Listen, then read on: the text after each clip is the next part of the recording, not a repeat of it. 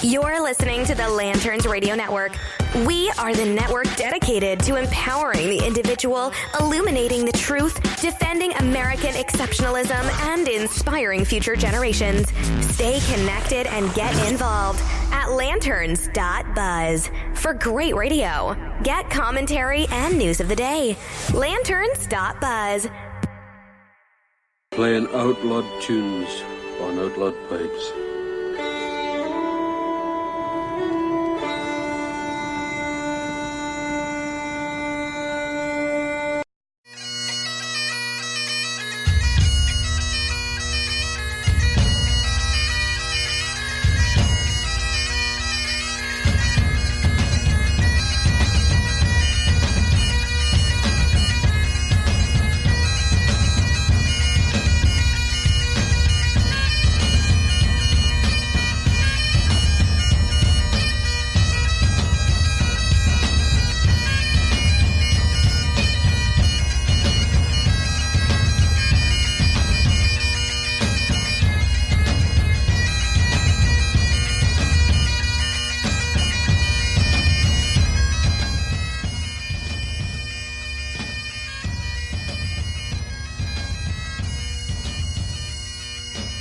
You're listening to the HoloNet podcast on the Lanterns Media Network.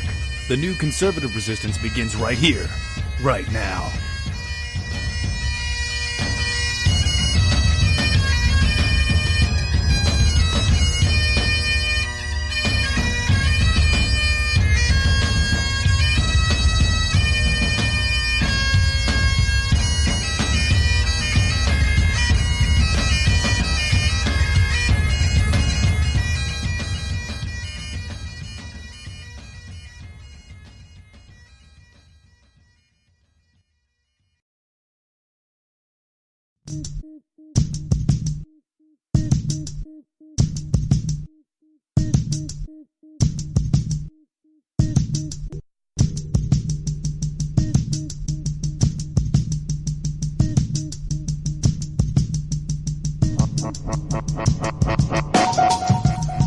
Good afternoon, everybody. My name is Matt Holloway. You're listening to the HoloNet podcast here on the Lanterns Media Network. From beautiful Phoenix, Arizona, I'm your host, Matt Holloway. Coming to you after a week off that I had to take in order to preserve my sanity, but upon returning, I have to ask myself a very critical question. Dear God, what have we become? Looking to Twitter, looking to the latest news feeds, seeing reports in Salem that Antifa and Trump supporters are about to square off.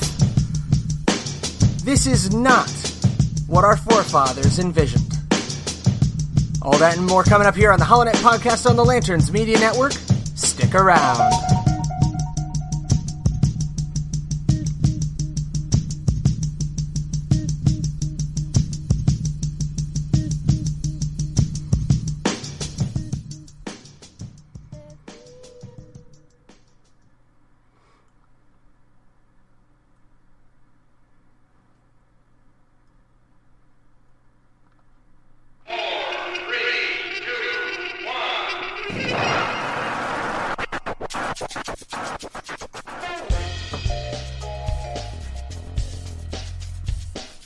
You're listening to the HoloNet podcast on the Lanterns Media Network. The new conservative resistance begins right here, right now.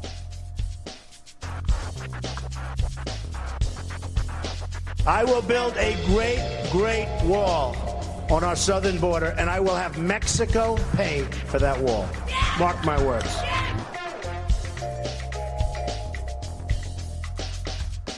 The American people are frustrated because their elected officials don't listen. When we're home on the campaign trail, we say we listen. And yet something about this Senate floor, something about Washington, D.C., I don't know if it's the water, something in the air, the cherry blossom, but people get here and they stop listening to the American people. What we witnessed here today in the Security Council is an insult. It won't be forgotten. It's one more example of the United Nations doing more harm than good in addressing the Israeli-Palestinian conflict.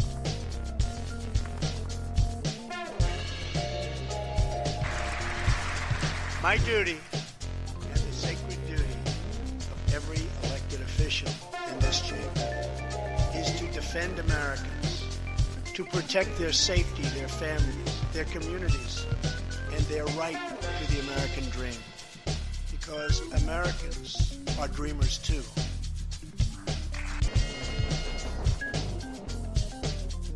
I want the people of America to be able to work less for the government and more for themselves. I want them to have the rewards of their own industry. This is the chief meaning of freedom.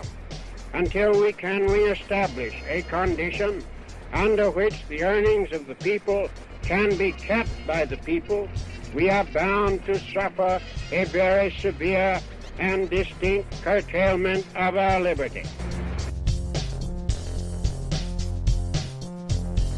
The chair recognizes the gentleman from Arizona.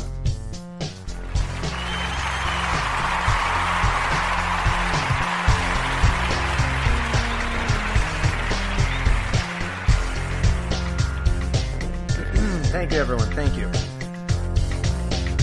Senators, members of Congress, Mr. Speaker, and Mr. President. You had one damn job. Allied Seriously. reinforcements have arrived from the west.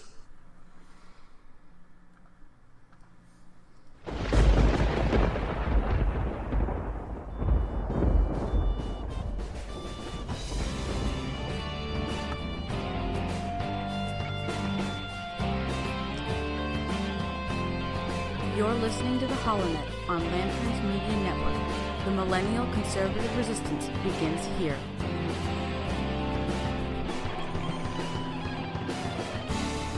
Yes, that's right, ladies and gentlemen, boys and girls, children of all ages. Lanterns Media Network proudly brings to you the HoloNet podcast here from beautiful Phoenix, Arizona. We're back! That's right. Can't keep a good man down. Can't be defeated. Often imitated, never duplicated.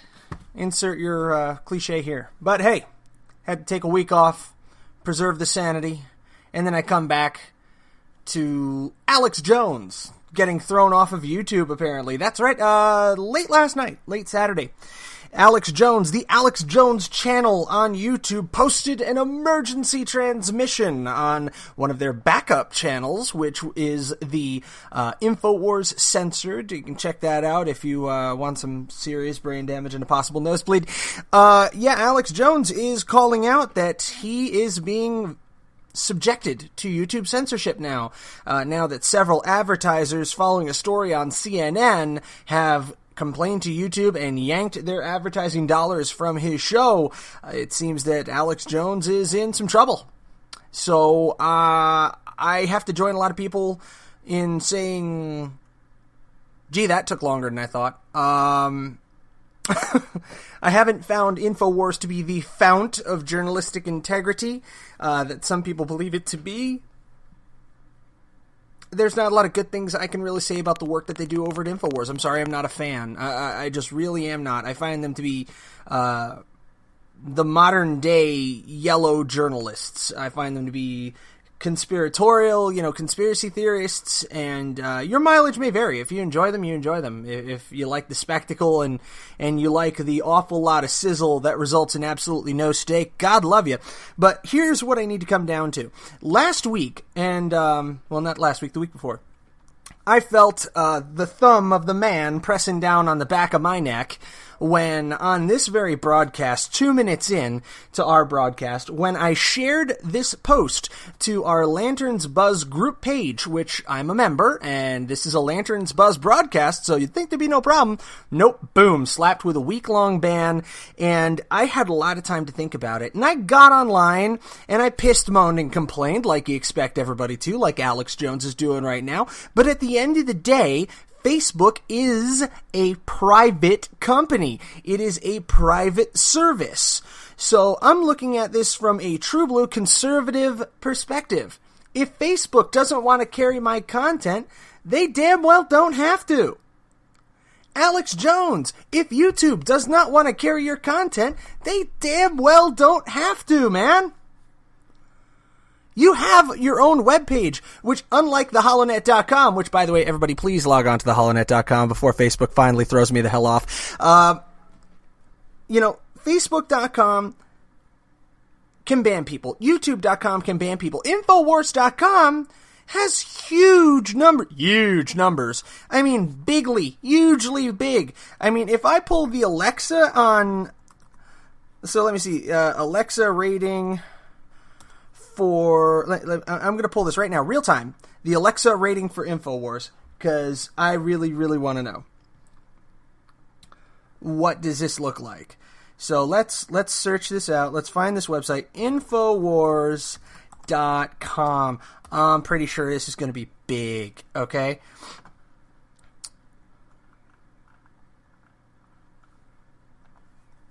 Infowars.com. It's not searching. I don't know why. Okay, Alexa's not giving me that data. That's funny.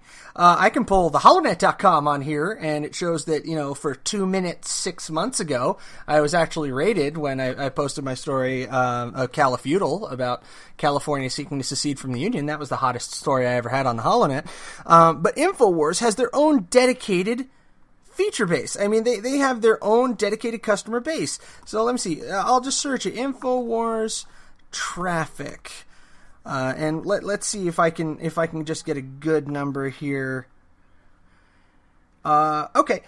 Total visits, 21.12 million. Average duration, 3 minutes, 39 seconds. Pages per visit, 2. So most people, 21.12 million, are visiting the page for 3.5 minutes and reading 2 stories. That's pretty damn stellar from a marketing perspective. Now, in the 9 to 5, the JOB, I handle marketing for a company. I'm also a sales manager. These are the things that I do.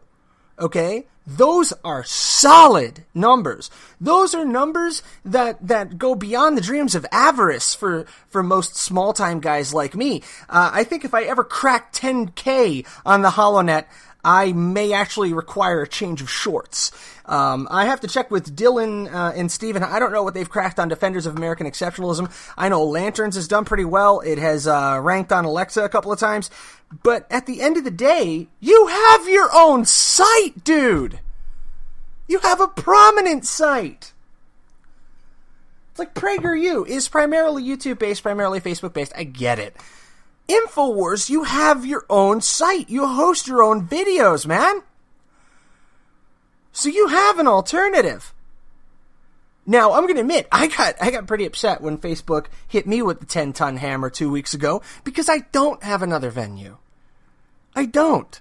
I get on Spreaker, I get on SoundCloud, I get on iTunes, iHeartRadio, which all of them I like a lot. But, as far as my ability to reach out and get my content in front of people, as far as that goes, I need social media. I need to use Facebook. I need to use Twitter. I use both. So if they both decide to slam the door on me, I'm pretty much done. Hoping they don't wake up and realize that one day. But that's the case for a lot of small-time conservative podcasters and people who do their own YouTube shows. We depend on these things. But we must remember, we cannot become entitled. I do not have an intrinsic right to Facebook. I do not have an intrinsic God-given right to a YouTube channel. I don't have a right to a Twitter handle. I don't have rights to these things. These are private systems that were developed by private corporations and are governed by their codes of conduct. Now, here's where the law comes into play.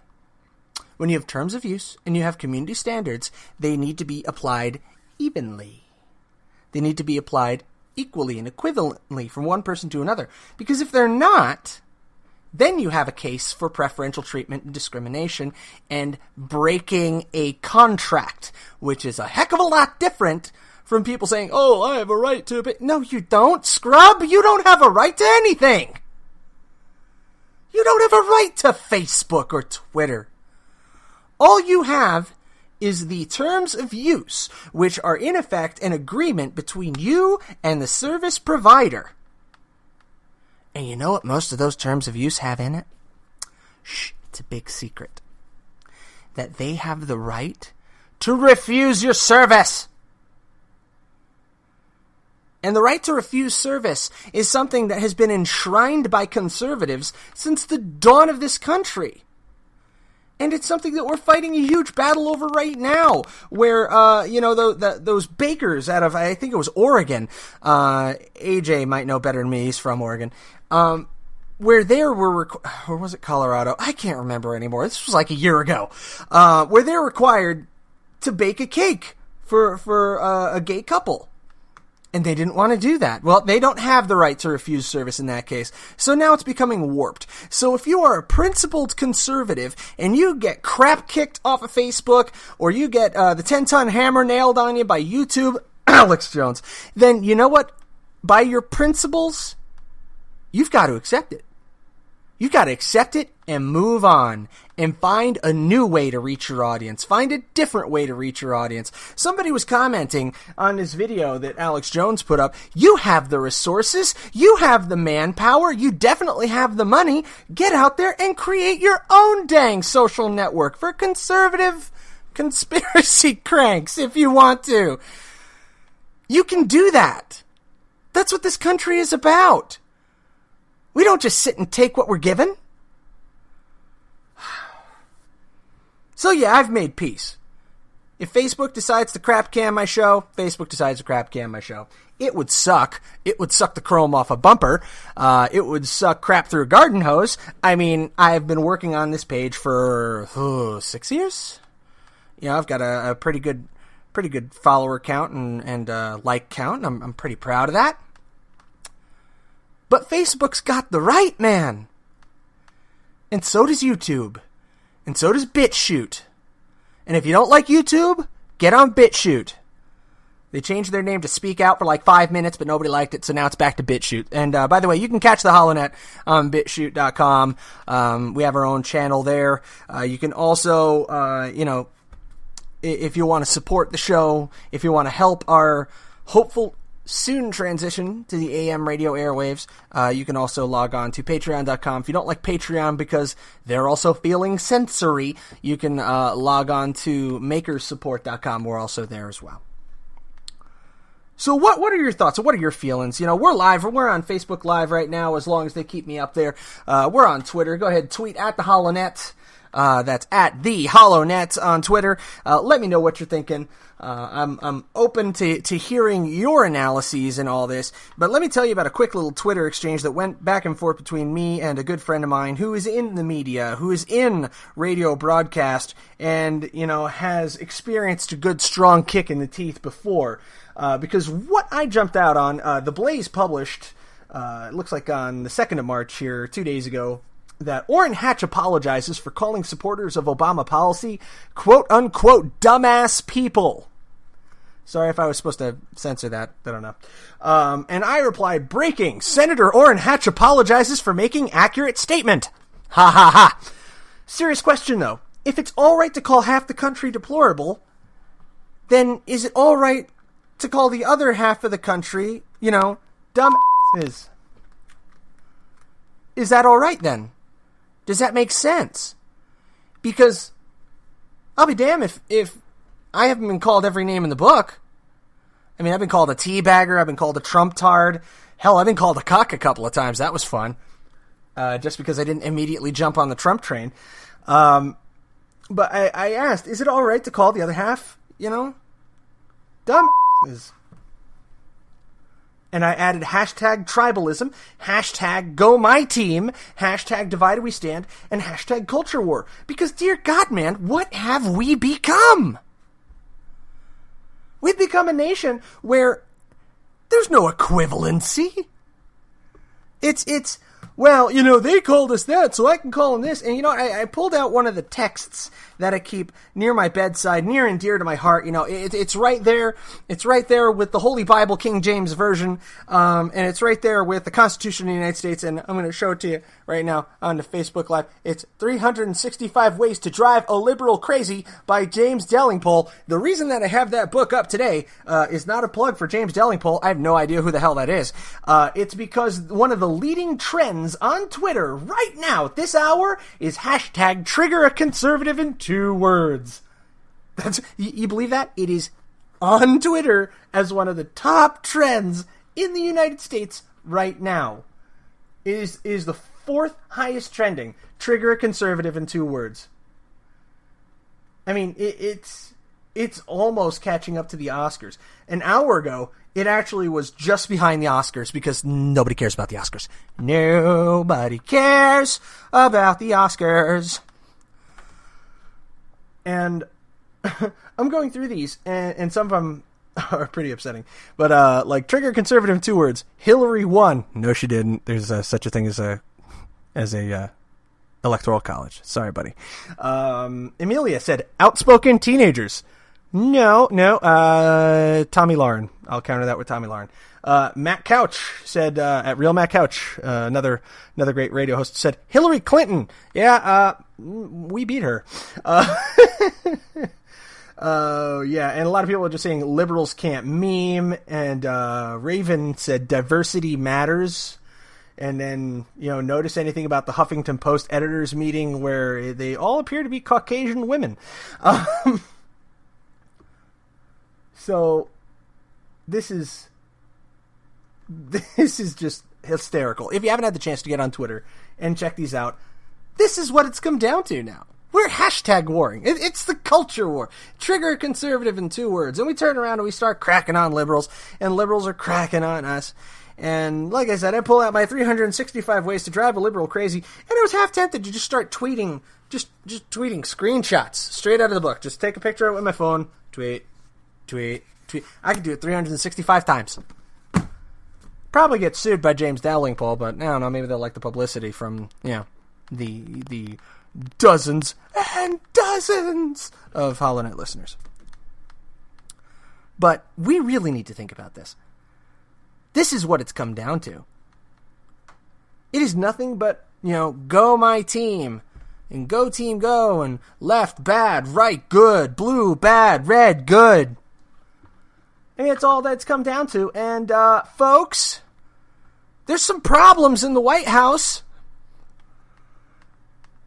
President Trump doesn't seem to have so much shot himself in the foot here, rhetorically speaking, more like blown his leg off with his proposed 25% tariff on steel and 10% on aluminum. That caused the Dow Jones to suddenly do stock numbers by Sybil. Up, down, up, down, up, down, drop 500. I don't even know what it actually ended out at. I mean, I should really check this. Let's see. Let's go to Google News Business. It's got to be on here somewhere. It's got to be on here somewhere. Did they bury it? I think they buried it. Yep, it's buried. So let me see. What did the Dow Jones close at on Friday? What did the Dow Jones close at? Okay, so the Dow Jones is at 24,538. So let me just flip to the news on the Dow Jones. Yeah. Sharp. Yeah. Wow, call it a comeback. Everybody was screaming that the world was over. It actually finished up 0.5%. I don't know how. But like I said, it was stock numbers by Sybil. Markets now. Everything rallies but the Dow as tariff tantrum continues. With President Trump saying trade wars are good. Now, a couple of our Lanterniers hopped on Facebook. I think it was Watson Prunier of Battle for Freedom, and he posed an excellent question here. He said, find a trade war that actually worked. Now, that might have been Jonathan Dunn of Freedom's Disciple, too. I'll double-check that. But I haven't been able to find a single trade war that this country, or any country, has actually won once willfully engaged. I can't get it figured here. So, basically, pissing on China, what's that going to accomplish for us? A tariff is a tax on the consumer. Because if you think corporate America is going to absorb that, there's a bridge up by Lake Havasu I'd love to sell you. They're not going to absorb those costs. They're going to pass those straight on to us, which is why many industries are expecting layoffs now. Despite the gains that we created through the tax reform, now companies are talking about layoffs. Now we're talking about price hikes in durable goods like washers and dryers and things like that. But at its heart, what is the conservative movement? Is the conservative movement protectionist? No! The conservative movement is about laissez-faire economics. It's about letting the invisible hand do its job. The invisible hand is the natural ebb and flow of finance and of commerce that the government must and should only regulate as minimally as possible. As minimally as it can to make sure that there's a set of ground rules that everybody plays by. That is what we believe in as conservatives. What have we become as conservatives? Have we become protectionist thugs who just want the government to use their jackboot to jump on anybody internationally who offers a product or service cheaper than we can domestically? Check your history books, kids. This is how you start a depression. Do you want a depression? This is how we get a depression. I got news for you. Putting a 25% tariff on steel and 10% on aluminum when here in the United States we don't really make steel and aluminum anymore is going to result in some pretty significant problems that are not going to clear themselves up anytime soon. Granted, it will in the long term create an opportunity for American businesses to grow, for American steel concerns and aluminum concerns to grow, but in the meanwhile, it is going to result in a massive supply shortfall. Why? Because it takes time to ramp up production. There are steel mills dotted through the United States that have been shuttered for 20 years. Could they be turned back up and cranked back on? Sure they could. Can it be done in a month? No. Retooling takes longer than that. Dear God, never mind hiring, training, safety testing, all the other things that have to happen in order to make a steel mill work. Very good friend of mine, guy by the name of John. His father was slinging steel back in the early 90s. If I'm not mistaken, and John can yell at me on Facebook for this later, his father lost his job. His father was a steel worker. His father lost his job in the 1990s, despite the booming economy of the Clinton era. Booming. Yeah, he lost his job because of NAFTA and other reasons that absolutely gutted the American steel industry.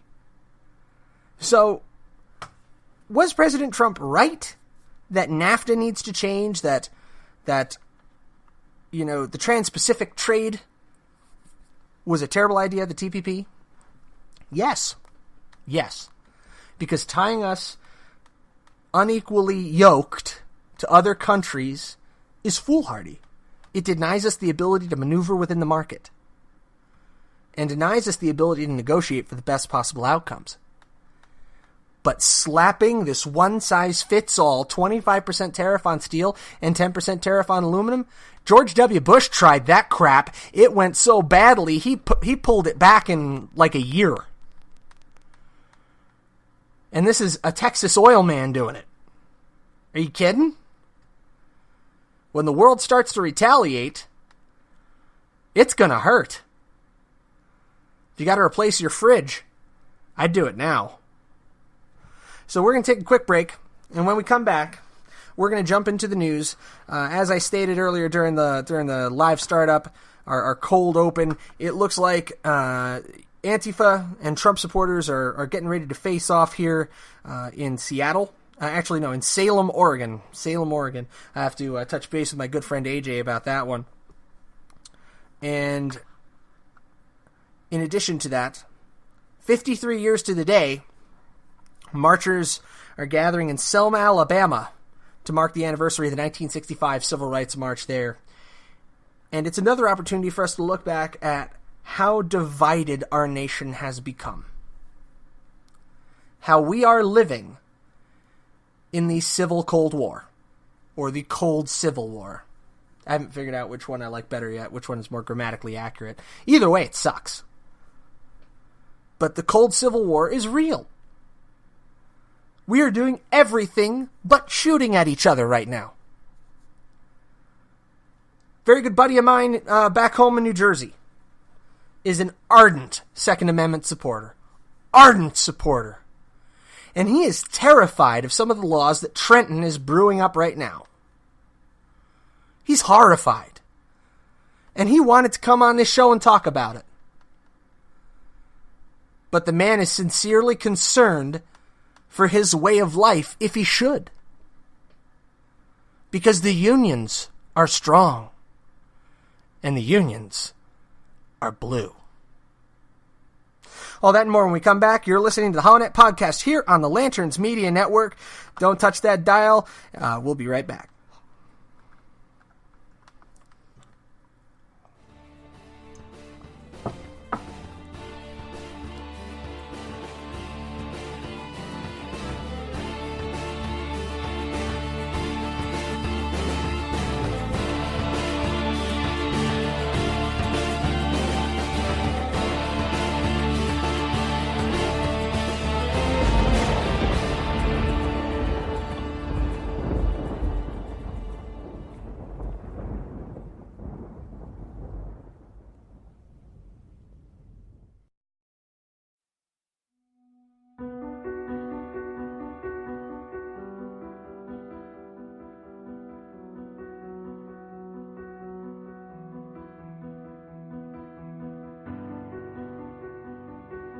My fellow citizens, recent events have imposed upon the patriotic people of this country a responsibility and a duty greater than that of any since the Civil War.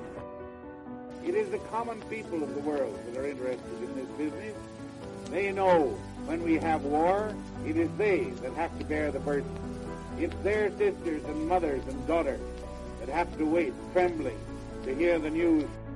We are called as a people to give testimony in the sight of the world to our faith that the future shall belong to the free.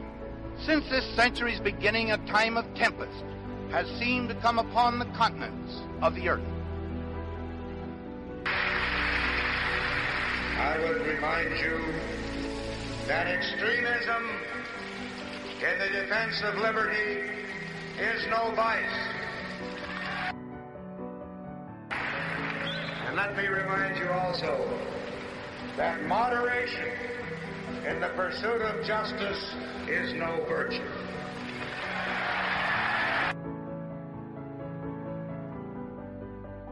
I want the people of America to be able to work less for the government and more for themselves. I want them to have the rewards of their own industry. This is the chief meaning of freedom. Until we can reestablish a condition under which the earnings of the people can be kept by the people, we are bound to suffer a very severe and distinct curtailment of our liberty. You're listening to the HoloNet Podcast on the Lanterns Media Network. The new conservative resistance begins right here, right now. Allied reinforcements have arrived from the west.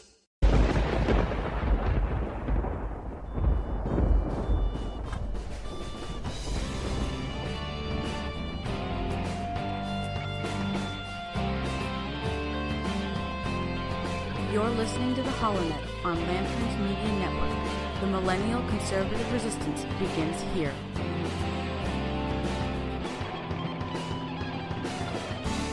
And we're back. You're listening to the HoloNet Podcast here on the Lanterns Media Network from Phoenix, Arizona. I'm Matt Holloway. Now, coming back from the break, again, it looks like in Salem, Oregon right now, Antifa protesters and Trump supporters about to square off. That's on Facebook Live right now, brought to us by Fox 10 here in Phoenix. If you check that out, there's apparently some very bad language, as you would expect from one of these protests, and viewer discretion is advised.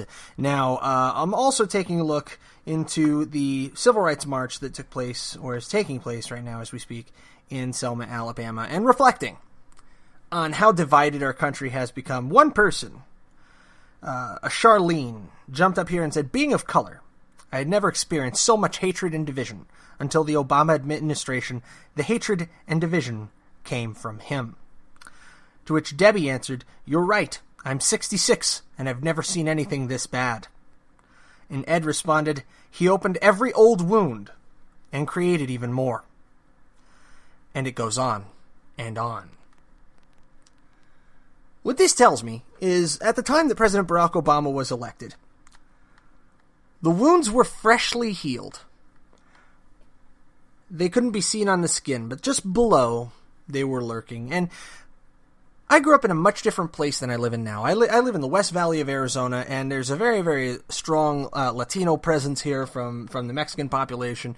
There are a few areas where you start to see some African-American influences coming in, but not nearly as much as I experienced back east. I grew up in central New Jersey. I grew up in the melting pot, man.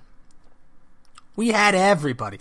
We had African Americans, we had Dominicans, Puerto Ricans, Cubans, South Americans, Central Americans, Asians, Indians, and Pakistanis, people who were emigres from East and West Africa. It was amazing to grow up right there steeped in as many cultures as I was, and I am very, very fortunate to have experienced that because it granted me a greater understanding of the world beyond where I grew up. I was only 15 minutes from New York City as the crow flies. More like 3 hours in the car, depending on the day. But anyway, I frequently went to New York City and hung out in New York and learned a lot from that. Somehow managed to stay conservative. I don't know how the hell that happened. But I'm glad I did. Okay, I'm really, really glad that I did.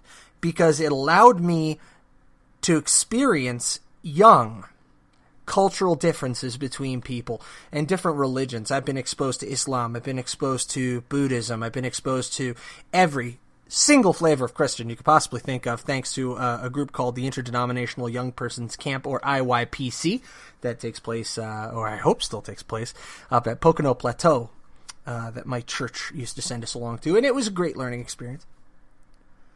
But I digress. I went into a long diatribe there. I'm glad I learned from this in my childhood, and I'd like to make sure my children know a lot of the world. But in my experience, I never experienced division and hatred like we see today during my entire childhood. And I live now somewhere where there's significantly less diversity. So how could I experience a greater divide where there is less to be divided about, less groups to divide? Think of it, I mean, sure, I saw gang fights between, the Indian kids and the Pakistani kids that decided they wanted to relive the last couple of wars that their two countries undertook. That was a big thing that happened during my childhood in the middle of Carteret Park. Exit 12, folks. You might remember that one. But I have never seen racism the way I've seen it in the last 5 years, my whole childhood growing up, where the area between the molecules, so to speak, is greatly compressed, so you'd figure there'd be more friction? Nope.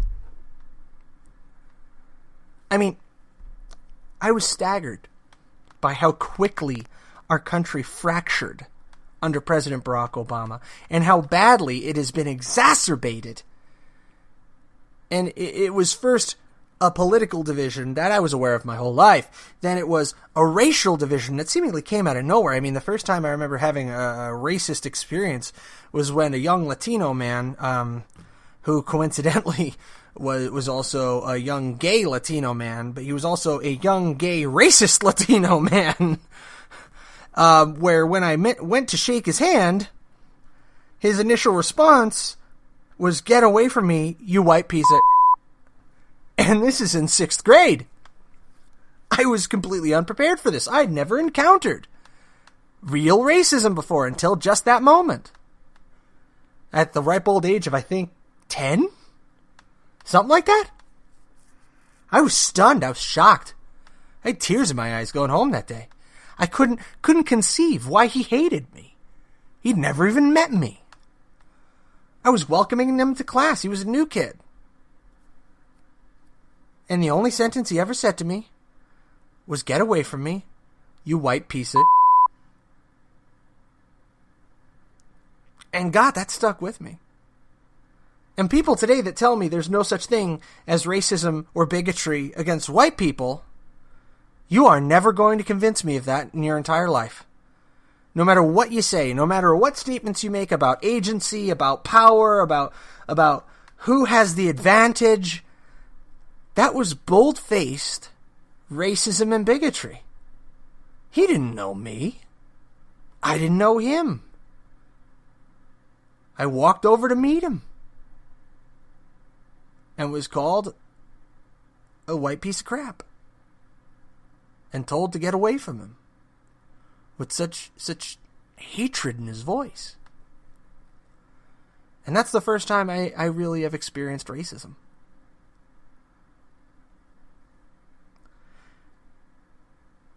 Now, before that, never. And I grew up immersed in multiculturalism. But that day, I learned to identify what bigotry and racism looked like, what it felt like. And it's kind of like the Supreme Court ruling on what vulgarity is and what profanity is and what indecent content is, where I forget the name of the justice. He said, I can't explain it, but I can't describe it, but I know it when I see it. And that is very true of racism and bigotry, especially when it's veiled in this country. And when President Barack Obama came into office, I saw racism on both sides. Yeah, I'm going to say that. I'm going to echo President Trump. There were bad people on both sides because there were racists on both sides. Avenue Q said it right. Everybody's a bit racist. Everybody. Doesn't matter the color of your skin. And it got that much worse when people took your political inclinations and finally locked it in with your race. And that's what the accession of President Obama did. It took those two things and it locked them into place. It was always some significant overlap. I mean, there have always been very few, comparatively, people of color who are rock-ribbed conservatives. The people of color typically vote Democrat. And there were outliers, but it was something that was always, kind of just known and not said. But the election of President Obama cemented that and set the polarization for all time. And made it so if you opposed President Obama, it wasn't because you politically disagreed with him. It was because you were a racist. And that carried through into the Trump administration now, where if you support President Trump, it's not because you think his ideas are good. It's not because you like the people that he appoints into the judicial or into his cabinet positions. It's because you're a racist. Because the two are now inextricably connected, and that is why the only solution to save the soul of conservatism and liberalism and progressivism even, to save our morals and to save our convictions, is to do away with the GOP and the DNC. I firmly believe that. I firmly believe that. They have become so tainted, so contaminated with identitarian politics that there is no way to go back. It's fruit from the poison tree. It's a disease of the blood. It's sunk in now. It's festered.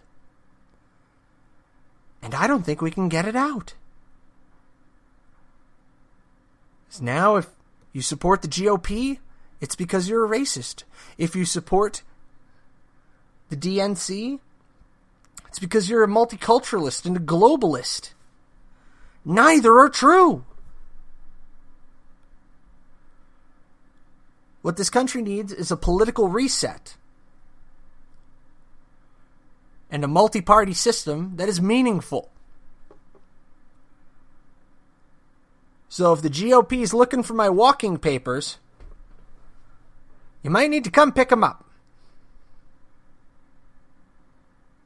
So I vote my conscience. I vote my soul. And when we have the President of the United States putting out protectionist policies, talking about suspending due process in the Second Amendment?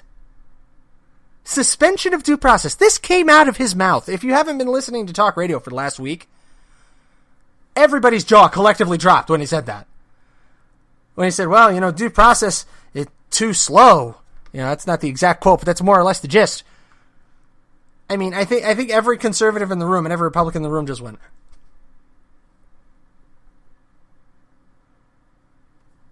I mean, a lot of us were just holding our heads going, holy shit, dude.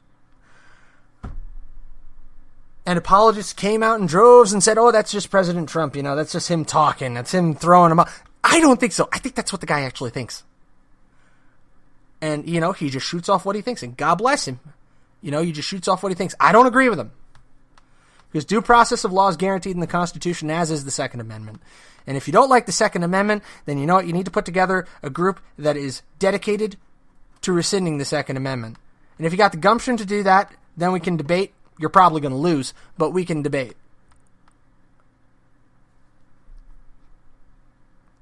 But when the man who's supposed to be the banner carrier for the conservative movement, President Donald Trump, is talking about protectionist economic policy, when he's talking about removing due process of law, I think every single conservative who voted for him, this guy included, needs to sit back for a second and take stock and go, what have we become? What did I vote for? Is this what I voted for? Did I vote for a president who wants to impose a tax on the consumer? Who wants to engage in a trade war with China when the American economy is probably at the most vulnerable it's been in 70 years? Who earnestly believes, I think, that in the interest of public safety, you can do away with due process of law. There's this crazy guy that did that once. His name was Abraham Lincoln. As the Civil War was in its early stages, the state legislators of Maryland were meeting to discuss secession. Now, President Lincoln knew that, positioned as Washington, D.C. was between Virginia and Maryland, that if Maryland were to secede from the Union, Washington, D.C. would be lost. They would have to immediately evacuate the capital and settle elsewhere, which would have been a catastrophic morale blow to the Union that early in the war. So President Lincoln, in a flagrantly unconstitutional move, suspended the writ of habeas corpus and had the legislators arrested before they could vote on secession. And they were held without trial and without charge for the duration of the war.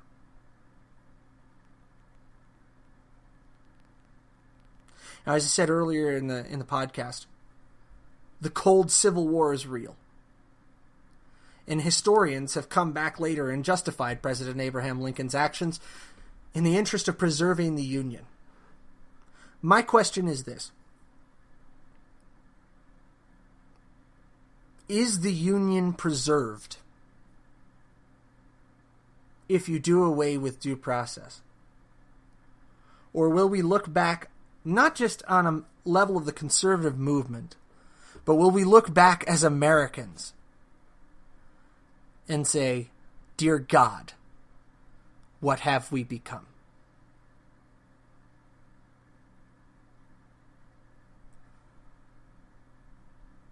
I can remember growing up in a free country. And I pray God that my children and your children will be able to say the same.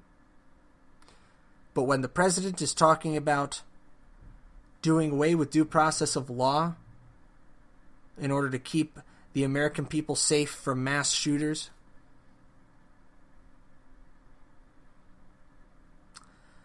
Benjamin Franklin said it best. People who are willing to surrender their freedom for security deserve neither. Let us hope that's not what's on deck for us.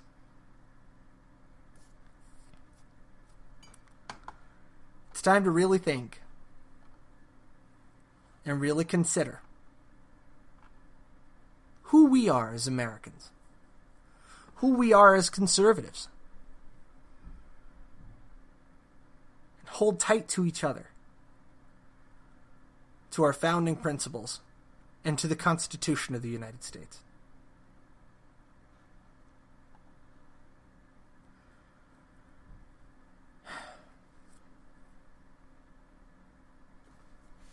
Let's go to 365 ways to drive a liberal crazy. Number 162. Reclaim the language for conservatism. Instead of mainstream media, talk about the old left media. Because the old left media today is making a concerted effort to knock out the new conservative media. And I really feel terrible about saying it. But if you want to keep Facebook as a somewhat neutral platform, then you need to make your voice heard to Facebook. And if you want to make YouTube a neutral platform, you need to make your voice heard to Google. Now, they have every right in the world to shut down Alex Jones, shut down me, shut down anybody that uses their platform. Money talks. So if you don't like what YouTube's doing, get off YouTube. You don't like what Facebook's doing, get off Facebook. Follow your content producers, the content that you want to consume. Follow them to the outlets that will enable them to provide it to you. InfoWars is not going to get knocked out by losing their YouTube channel. They have a robust website. They're also on BitChute and other providers as well. Even the HoloNet, if we get shut down by Facebook, we will persevere. We're on BitChute, we're on Spreaker, we're on iHeart, we're on iTunes, and TuneIn. We'll still be here, even if Facebook slams down the gavel. Money talks, though. So, vote with every penny you have, vote with your likes, vote with your views. And if you don't like what these companies are doing, you have a right not to use them. And we have a right not to put our content there. So, to InfoWars, if you have your principles as conservatives, you can't really complain. Or you can, but don't expect a court or the government to come in and save you. Because once you do that, then you have to look back and realize you're not conservative anymore. Your principles just didn't matter that much. Alright, folks. That's it from Phoenix.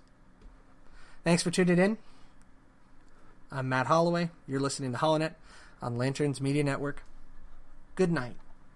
God bless you. And God bless the United States of America. Good night, everybody.